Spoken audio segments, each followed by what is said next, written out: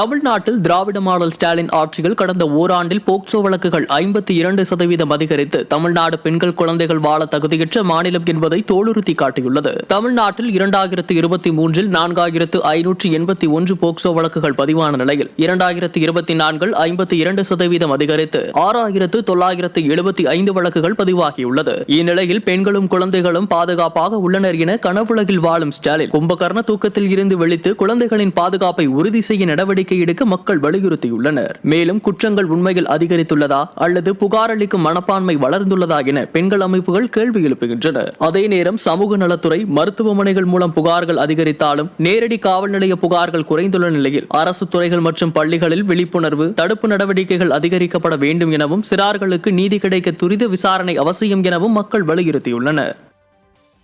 மேற்கு இந்திய பெருங்கடல் மற்றும் அதனை ஒட்டிய மாலத்தீவு வரை வளிமண்டல மேலடுக்கு சுழற்சி நிலவுவதாக அறிவித்துள்ள சென்னை வானிலை ஆய்வு மையம் தென் தமிழகம் மற்றும் வட தமிழகத்தின் ஓரிரு இடங்களிலும் புதுவை மற்றும் காரைக்கால் பகுதிகளிலும் லேசானது முதல் மிதமானது வரை மழை பெய்யக்கூடும் என அறிவித்துள்ளது. சென்னை மற்றும் புறநகர் பகுதிகளில் வானம் ஓரளவு மேகமூட்டத்துடனும் காலை வேளையில் பொதுவாக லேசான பனிமூட்டத்துடன் காணப்படும் எனவும் தெரிவித்துள்ள சென்னை வானிலை ஆய்வு மையம் அதிகபட்ச வெப்பநிலை 34 டிகிரி செல்சியஸை ஒட்டியும் குறைந்தபட்ச வெப்பநிலை 25 டிகிரி செல்சியஸை ஒட்டியும் இருக்கும் என அறிவித்துள்ளது.